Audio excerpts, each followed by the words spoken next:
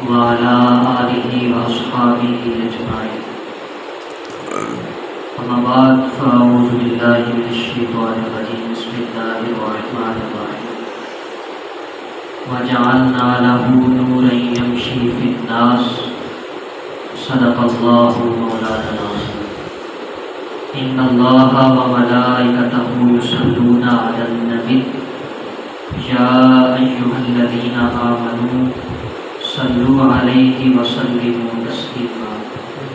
اللهم صل على سيدنا ومولانا محمد وعلى آل سيدنا ومولانا محمد وبارك وسلم عليه.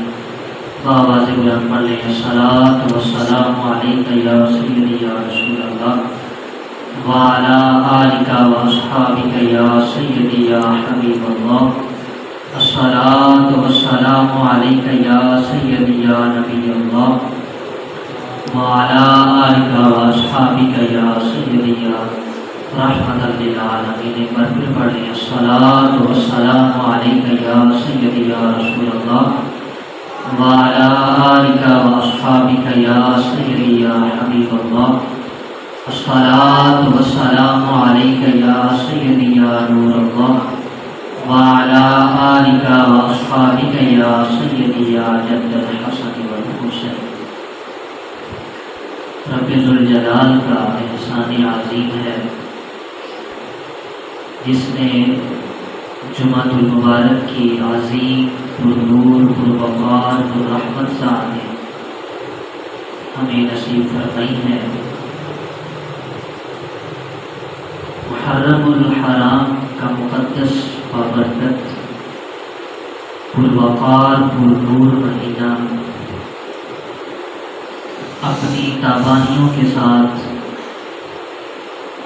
طلوع ہو چکا ہے اور ہم اس کی افق کی روشنی سے اپنے دلوں کو منور کر رہے ہیں. یہ وہ مقدس اور بابرکت مہینہ ہے کہ جس کے اندر ہونے والے واقعات کو انسانی تاریخ کبھی بھی بھلا نہیں سکتی ہے. اللہ رب العالمین کی رحمتوں کا مرکز بھی یہی مہینہ ہے اور قرآن مجید فرقان حمید نے جو صبر کا پیمانہ بتایا انسان کو، اس کا پریکٹیکلی کس طرح کیا جاتا ہے وہ اس مہینے کے اندر ہی انسان کو پتہ چلتا ہے کہ اللہ رب العالمین نے جو احکامات قرآن مجید کے اندر نازل فرمائے ہیں ان کے اوپر عمل پیرا کس طرح ہوا جا سکتا ہے. اور اس کے بعد یہ ماہ مقدس انسانی اذہان کو اس سمت کی طرف بھی لے کر جاتا ہے کہ اپنی زندگیوں کو اللہ رب العالمین کی بارگاہ میں اور اس کے دین کی خاطر، مصطفیٰ کی خاطر کس طرح قربان کیا جا سکتا ہے. اور اسلامی یہ ماہ مقدس حضرت انسان کے ذہن کو اس طرف بھی توجہ کراتا ہے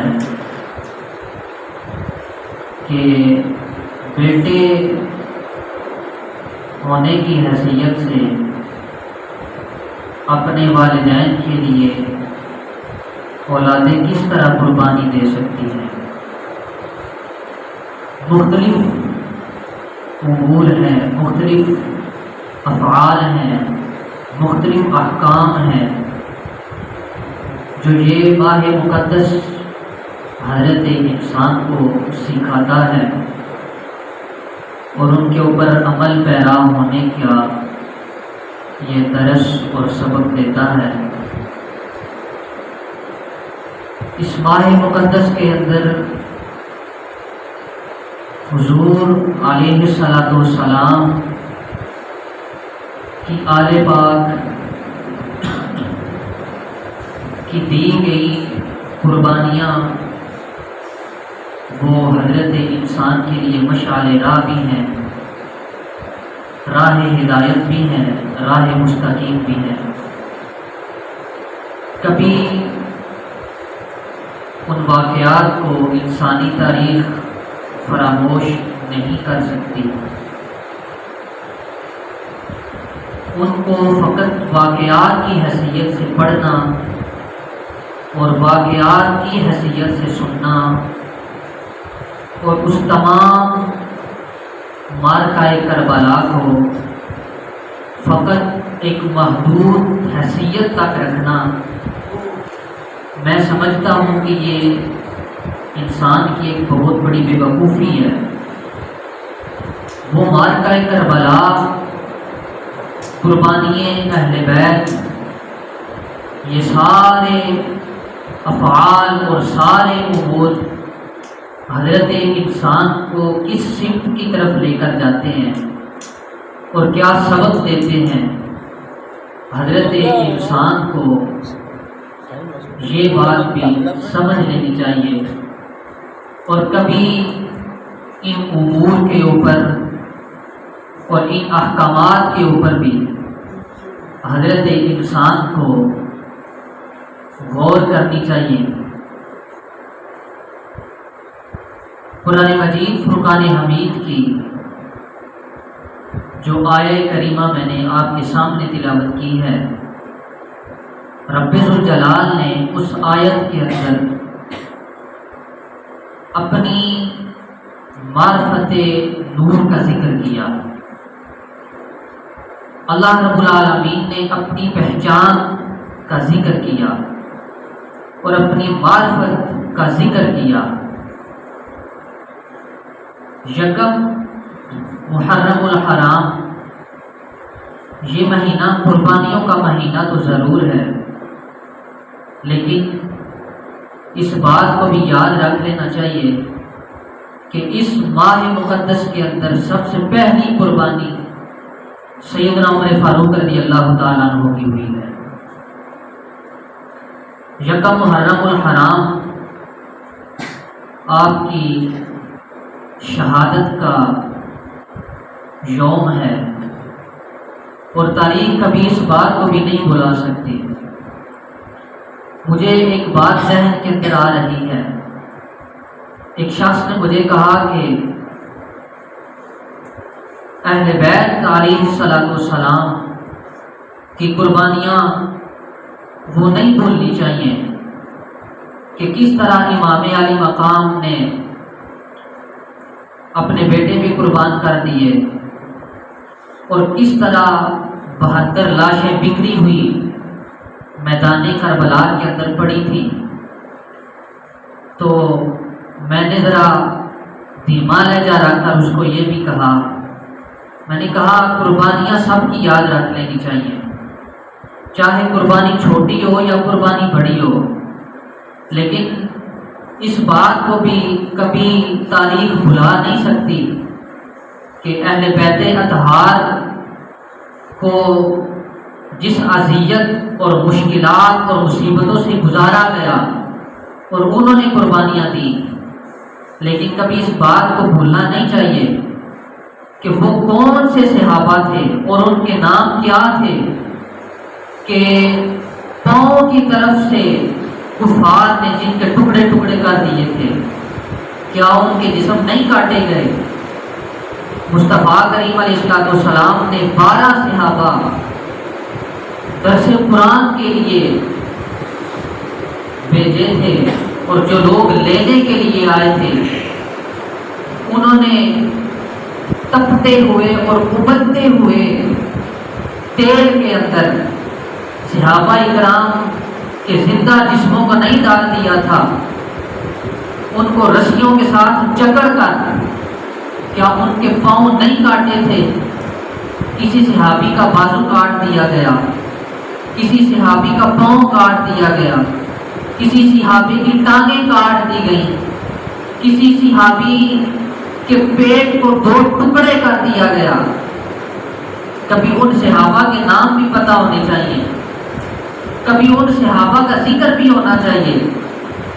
صحابہ اکرام رضوان اللہ تعالی علیہم اجمعین، قرآن مجید نے جن کے بارے میں یہ اعلان کر دیا رضی اللہ عنہم ورضوا عنہ کہ رب ذوالجلال ان تمام سے راضی ہو گیا اور یہ اللہ سے راضی ہو گئے، کیا یہ خوشخبریاں ایسے ہی مل جاتی ہیں؟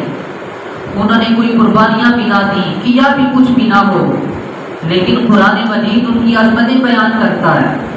مصطفیٰ علیہ السلام ان کی عظمت و شان کا تذکرہ کرتے ہیں۔ مصطفیٰ کریم علیہ السلام یہ نہ فرمایا کہ لا تسبوا صحابی، اے لوگوں میرے کسی صحابی کو گالی مت دینا، کوئی بھی صحابی ہو کبھی اس کو برا بھلا مت کہنا۔ مصطفیٰ کریم علیہ السلام اللہ کے محبوب اور حبیب ہو کر جس وقت ان کی عظمت و شان کا تذکرہ کر رہے ہیں تو حضرت انسان کو کیا ہو گیا ہے کہ وہ کبھی ان کا تذکرہ نہ کرے، ان کی بارگاہ میں سلام عقیدت پیش ہی نہ کرے، ان کی بارگاہ میں سلام محبت کبھی انسان بھیجے ہی نہ۔ تو میں عرض کر رہا تھا کہ اہل بیت کی قربانیوں کا مہینہ شروع ہوتا ہے، ضرور سے شروع ہوتا ہے، لیکن اس ماہ مقدس کے اندر سب سے پہلی قربانی حضرت عمر فاروق رضی اللہ تعالی عنہ آپ کی ہے۔ آپ کے احوال تاریخ نے کبھی عمر جیسا کوئی بادشاہ نہیں دیکھا، کوئی خلیفہ نہیں دیکھا، کوئی عادل نہیں دیکھا، کوئی حاکم نہیں دیکھا۔ تاریخ کے اندر کبھی قیامت تک آنے والی انسانیت کے اندر کبھی عمر جیسا کوئی شخص پیدا نہیں ہو سکتا۔ حضرت عمر رضی اللہ تعالیٰ عنہ نے رات کے وقت ایک مرتبہ چلتی عورت سے پوچھا تھا کہ تو کہاں جا رہی ہے؟ تو اس نے کہا تھا کہ تیرے اندر جو جرت پیدا ہوئی ہے اور تیرے اندر جو ایک عورت کو کھڑا کرنے کی صلاحیت پیدا ہو گئی ہے، اس کے 2 ہی وجوہات ہو سکتے ہیں۔ تو آپ نے پوچھا تھا کہ کون سے؟ اس عورت نے کہا، اس نے کہا یا تو آج عمر فوت ہو گیا ہے، اس کا انتقال ہو گیا ہے کہ تجھ میں اتنی جرت آ گئی ہے کہ تو راستے میں چلتی ہوئی عورت کو کھڑا کر کے سوال کر سکے، یا تو ایک یہ وجہ ہے کہ عمر کا انتقال ہو گیا ہے، یا پھر دوسری وجہ یہ ہے کہ عمر تو خود ہی ہے، یا پھر تو خود ہی عمر ہے کہ جس کے اندر یہ جرت اور بہادری ہے کہ تو چلتی عورت سے سوال کر رہا ہے کہ تو کہاں جا رہی ہے۔ وہ مقام، وہ دبدبا، اسی لیے سارے مدینہ کہا کرتے تھے، ابی ابن کعب رضی اللہ تعالیٰ عنہ فرماتے تھے جس دن حضرت عمر کا انتقال ہوا اس دن آپ نے یہ فرمایا کہ اگر 5 یا 10 سال کی عرصہ تک حضرت عمر کی حکومت اور رہتی تو پوری دنیا کے اندر کفر کا نام و نشان بھی مٹ جاتا، پوری دنیا سے کفر مٹ جاتا، ختم ہو جاتا، منافقت ختم ہو جاتی، مشرکین ختم ہو جاتے، منافقین ختم ہو جاتے۔ اگر 10 سال کا عرصہ اور عمر کی حکومت رہتی، لیکن رب ذوالجلال کو منظور نہ تھا۔ جتنی زندگی لے کر آئے تھے رب ذوالجلال کی بارگاہ میں پہنچ گئے۔ رب ذوالجلال نے اس معرفت کا تذکرہ کیا اور خاص طور کے اوپر حضرت عمر کا خصوصیت کے ساتھ ذکر کیا معرفت الہیہ میں۔ رب کائنات نے ارشاد فرمایا کہ وَجَعَلْنَا لَهُ نُورًا يَمْشِي فِي النَّاسِ، کہ کچھ لوگ ایسے بھی ہیں، ہم نے ایسے کچھ لوگ پیدا کیے ہیں جو لوگوں کے اندر چلتے تو ضرور ہیں لیکن ہر وقت ان کا دل اللہ کا ذکر کرتا رہتا ہے، ہر وقت وہ نور الہیہ کے اندر رہتے ہیں، ہر وقت ان کی زبان ذکر الہی سے تر رہتی ہے۔ وہ لوگ ہیں کون سے؟ اگر میں آپ کے سامنے کشف المحجوب کا حوالہ رکھوں، حضور داتا صاحب لکھتے ہیں کہ وہ شخص جس کے بارے میں رب نے قرآن مجید میں آیت اتاری کہ کوئی شخص ہے جو ہر وقت ذکر الہی میں مشغول رہتا ہے، جس کا دل ہر وقت اللہ اللہ کرتا رہتا ہے، حضور داتا صاحب فرماتے ہیں وہ شخص مصطفیٰ کا صحابی حضرت عمر رضی اللہ تعالیٰ عنہ ہے۔ آپ وہ صحابی ہیں اور وہ مقام اور مرتبہ اللہ کی بارگاہ میں آپ کا یہ ہے کہ رب ذوالجلال قرآن مجید میں آیت اتار کر بتا رہا ہے کہ اے لوگوں، جس عمر کو تم دیکھتے ہو کہ گلیوں کے اندر چلتا ہے اور راستوں کے اندر گشت کرتا ہے، یہ ہر وقت ہماری نظروں کے اندر رہتا ہے۔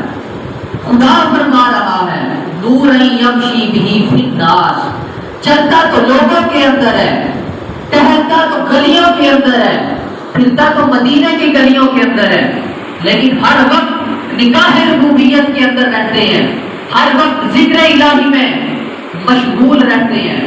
اور پھر شجاعت و بہادری کا عالم کیا تھا؟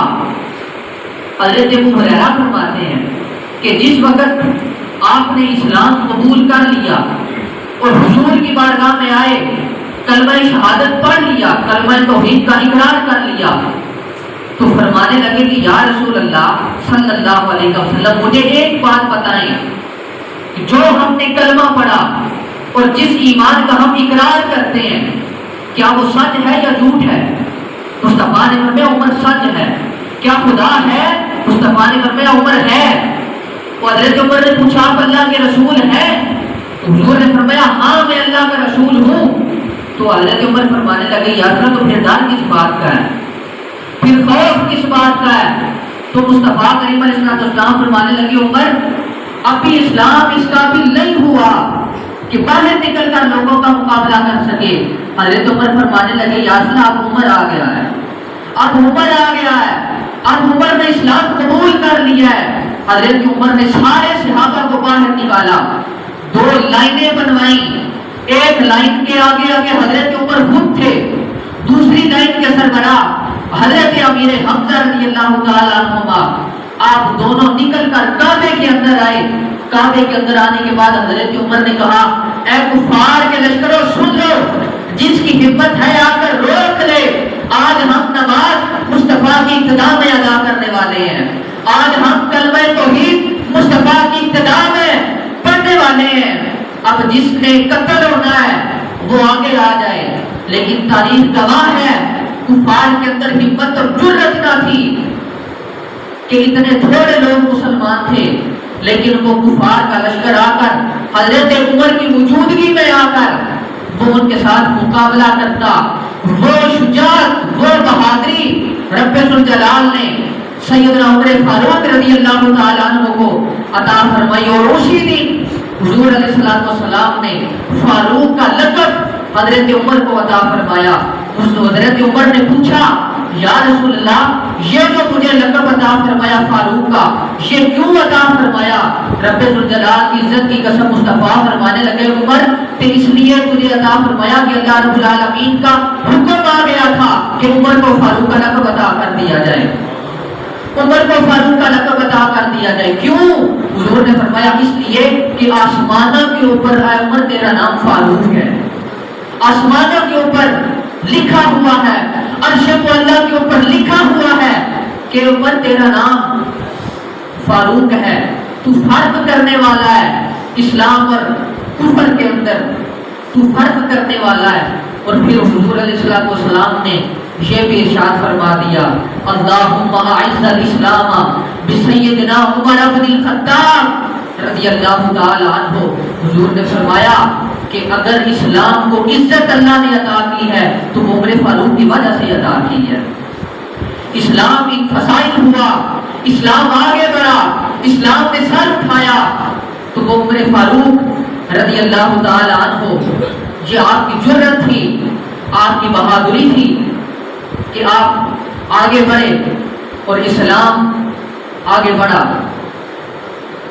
حدیث نبوی صلی اللہ علیہ وسلم آپ کے سامنے جو میں اب بیان کرنے لگا ہوں مجھے اس بات کی سمجھ نہیں آئی کہ ہمارے علماء کی آنکھوں سے وہ کیوں اوجھل رہ گئی اور وہ حدیث کیوں کنارہ کشی کر گئی کہ آج تک کبھی اس حدیث کو باہر نہیں نکالا گیا، آج تک کبھی ممبروں کے اوپر ان حدیث کو نہیں سنایا گیا۔ وہ دو احادیث ہیں جن کو پڑھ کے بڑا لطف آیا اور جن کو پڑھ کے یہ محسوس ہوا کہ رب الجلال نے کیا مقام اور کیا مرتبہ سیدنا فاروق اعظم رضی اللہ تعالی عنہ کو عطا فرما رکھا تھا۔ لیکن عربی عبارت کے ساتھ پڑھوں گا، کوئی شخص یہ نہ کہے کہ احادیث تو ہے لیکن اپنی طرف سے سنا دی ہیں، اور کتاب کا حوالہ بھی میرے سامنے ہے، اور یہ کتاب حضرت کسی چھوٹے بندے کی نہیں ہے، مجدد اہل سنت الشاہ امام احمد رضا خان بریلوی رحمت اللہ تعالی علیہ الامن والعیا عربی کے اندر وہ لکھتے ہیں، اور انہوں نے حدیث نقل کی ہے ابن اساکر کے حوالے سے۔ حضرت جابر بن عبداللہ رضی اللہ تعالی عنہ اس حدیث کے راوی ہیں۔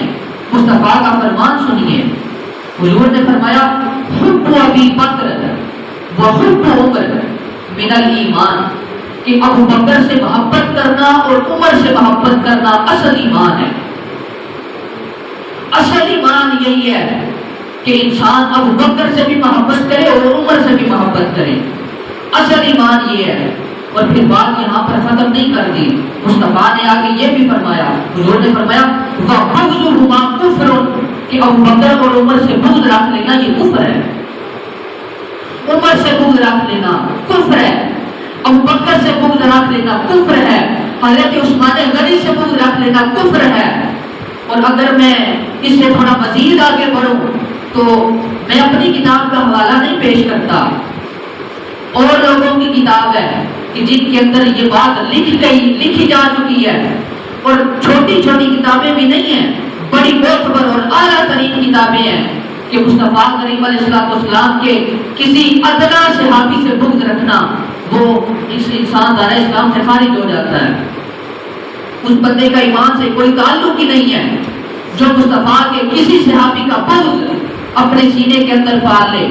اگر کسی عام شخص کا بغض ہو، کیا حدیث نہیں سنی کہ جس انسان کے دل کے اندر رائی کے ذرے کے برابر بھی بغض ہو یا تکبر ہو، اللہ رب العالمین اس شخص کو جنت کی خوشبو بھی نصیب نہیں فرمائے گا، جنت کی خوشبو بھی نصیب نہیں ہوگی۔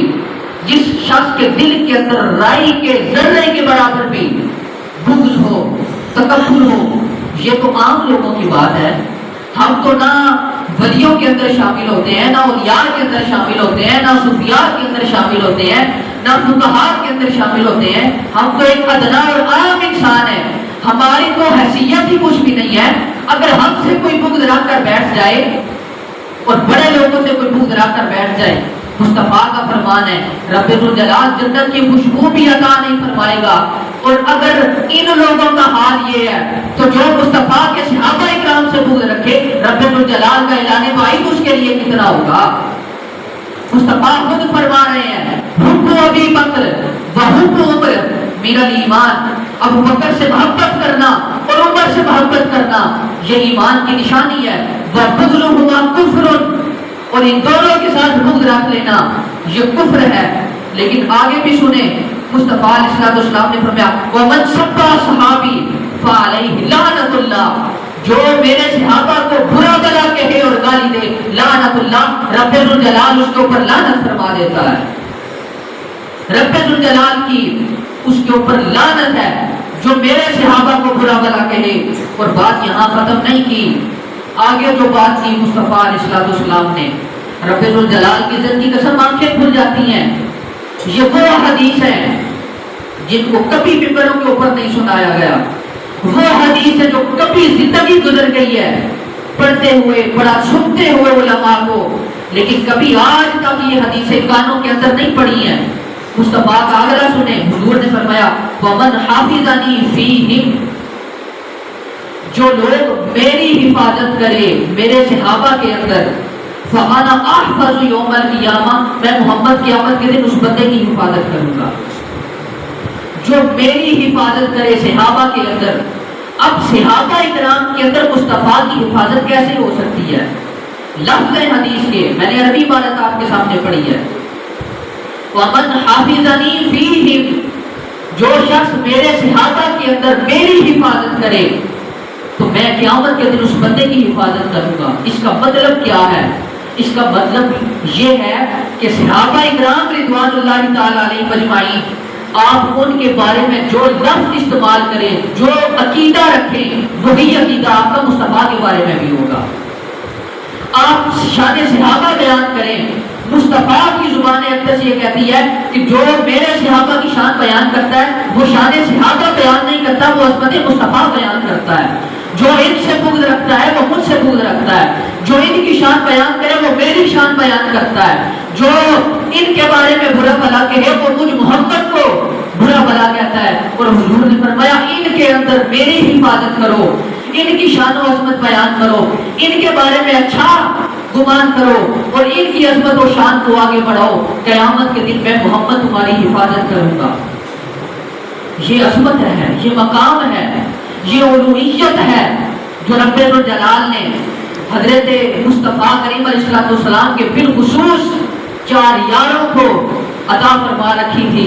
اور اگر میں اپنی کتاب کا اپنی تفسیر کا حوالہ آپ کے سامنے رکھوں، حضرت نوح علیہ السلام جس وقت کشتی بن گئی اور اس کو لکھا قصص الانبیاء کے اندر، یہ روایت ہے قصص الانبیاء کے اندر، میں نے وہاں کے ریفرنس سے اپنی تفسیر کے اندر اس کو لکھا۔ حضرت نوح علیہ السلام کی کشتی بن گئی لیکن اس کا کچھ کام رہتا تھا اور وہ ڈول رہی تھی، کچھ کام نہیں کر رہی تھی، پانی کے اندر کھڑی نہیں ہو رہی تھی۔ آپ نے دعا کی کہ مولا میں کیا کروں کہ کشتی تھم جائے، رک جائے، اس کے اندر بیٹھے تو نقصان نہ ہو، کشتی رک نہیں رہی ہے، اس کے اندر پانی چلا جائے گا، نقصان ہو جائے گا، ڈوب جائے گی، میں کیا کروں؟ رب الجلال کی عزت کی قسم ہے، وہاں سے جبرائیل کو حکم ہوا کہ جا نوح کے پاس۔ رب الجلال کی بارگاہ سے حکم ہوا جبرائیل نوح کے پاس جا اور نوح کو جا کر یہ پیغام دے دے، اگر اپنی کشتی کو صحیح سلامت رکھنا چاہتے ہو تو مصطفیٰ کے 4 یاروں کا نام اپنی کشتی کے تختوں کے اوپر لکھ لو، ابو بکر کا نام لکھ لو، عمر کا نام لکھ لو، عثمان کا نام لکھ لو، علی کا نام لکھ لو۔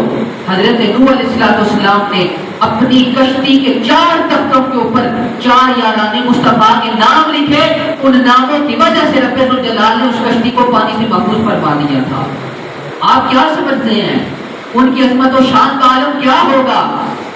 آخری حدیث جو یقیناً آپ نے کبھی نہیں سنی ہوگی، یقیناً، اور اس کو نقل کیا امام ابن ماجہ اور ابن طبرانی نے المعجم الاوسط کے اندر، اور الامن والویا جو میرے ہاتھ میں کتاب ہے اس کے اندر بھی مصطفیٰ کریم علیہ السلام کی بارگاہ میں حضرت عمر تشریف فرما تھے، بیٹھے ہوئے تھے، تو حضور علیہ السلام حضرت عمر کو دیکھ کر مسکرائے، ہنس پڑے۔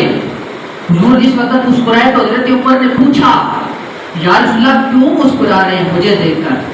تو حضور نے فرمایا کہ عمر تجھے خوشخبری نہ سناؤں، تجھے خوشخبری نہ دوں؟ یا رسول اللہ دیں، کیا خوشخبری ہے میرے لیے؟ مصطفیٰ کریم علیہ السلام نے ارشاد فرمایا اے عمر جب قیامت کا دن ہوگا، قیامت کا دن جس وقت ہم قبروں سے اٹھائے جائیں گے اور اللہ کی بارگاہ میں پیش ہوں گے، اے عمر اللہ رب العالمین سب سے پہلے اپنی شان کے لائق سب سے پہلے اے عمر تیرے ساتھ مصافحہ فرمائے گا، تیرے ساتھ رب ذوالجلال سب سے پہلے مصافحہ فرمائے گا۔ حضرت عمر کو یہ خوشخبری سنائی جا رہی ہے۔ حضرت عمر نے ہاتھ اٹھا کر کہا الحمدللہ، یہاں بات ختم نہ کر دی۔ حضور نے فرمایا عمر ایک اور بات بتاؤں، ایک اور بات بتاؤں؟ یا رسول اللہ بتائیں۔ مصطفیٰ نے فرمایا رب ذوالجلال تجھ سے اتنا پیار اور اتنی محبت کرتا ہے کہ قیامت کے دن تجھ سے مصافحہ کرنے کے بعد رب ذوالجلال اپنی شان کے لائق اے عمر تیرا ہاتھ پکڑ کر خود تجھے جنت کے اندر داخل فرما دے گا، خود تجھے جنت کے اندر چھوڑ کر آئے گا. اور یہ کس کے لیے خوشخبری ہے؟ مصطفیٰ نے حضرت عمر کے لیے بالخصوصیت کے ساتھ ارشاد فرما دیا. کیا مقام آپ سمجھتے ہو ان کا؟ کیا مرتبہ ہماری آنکھوں کے سامنے سے یہ حدیثیں ہٹ گئی، غائب ہو گئی. کبھی ان کو ممبروں کے اوپر نہیں سنایا گیا، کبھی یہ شان و عظمت بیان نہیں کی گئی. رب ذوالجلال علم کے اندر اضافہ فرمائے، رب ذوالجلال یہ سب کچھ پڑھنے کی توفیق عطا فرمائے.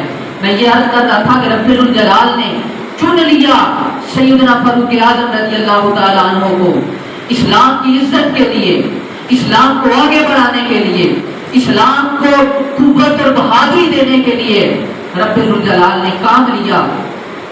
اور پھر محبت اتنی تھی اور اللہ رب العالمین کی بارگاہ میں قربت اور رب ذوالجلال کی بارگاہ سے معرفت کا مقام یہ تھا کہ اللہ رب العالمین نے دنیا سے پردہ کرنے کے بعد بھی مصطفیٰ کی قربت نصیب فرمائی ہے. دنیا کے اندر رہے، ہر وقت مصطفیٰ کے ساتھ رہے، ہر وقت حضور کا سایہ بن کر مصطفیٰ علیہ السلام کی عظمت و شان کی خاطر، دین اسلام کی خاطر تلوار اٹھا کر نکلتے رہے، مقابلہ کیا، جنگوں کے اندر گئے، قربانیاں دی، سب کچھ برداشت کیا، حضور کے ساتھ رہے. اور دنیا سے پردہ کرنے کے بعد رب ذوالجلال نے گوارا نہ کیا کہ جو دنیا کے اندر رہتے ہوئے مصطفیٰ کی دوری برداشت نہ کر سکے، مصطفیٰ کی قربت میں رہے. رب ذوالجلال نے ہمیشہ ہمیشہ کے لیے، قیامت تک کے لیے اور جنت کے اندر بھی مصطفیٰ نے خصوصیت کے ساتھ ارشاد یہ بھی فرما رکھا ہے کہ یہ 4 یار اٹھیں گے مصطفیٰ کریم علیہ السلام کے ساتھ. حضور کے 4 صحابی اٹھیں گے جس وقت جنت کے اندر داخل ہوں گے. ان 4 کو رب ذوالجلال مصطفیٰ کی قربت عطا فرمائے گا. یہ 4 حضور کی قربت میں رہیں گے لیکن قربان جائیں. حضرت عمر فاروق رضی اللہ تعالیٰ عنہ کی خصوصیت کے ساتھ مصطفیٰ کریم علیہ السلام نے ذکر کیا اور یوم عرفہ کا دن تھا. عرفہ کا دن حضور علیہ السلام نے حضرت عمر کو بلایا، حضرت عمر کو بلایا. حضور نے حضرت عمر کو بلانے کے بعد حضور نے حضرت عمر کے کندھے کے اوپر ہاتھ رکھا. عرفہ کا دن تھا. ہاتھ رکھنے کے بعد حضرت عمر سے مصطفیٰ علیہ السلام فرمانے لگے، اے عمر مبارک ہو، میری پوری امت میں سے رب ذوالجلال کو اگر کسی شخص کے اوپر فخر ہے تو وہ عمر تیری ذات کے اوپر فخر ہے.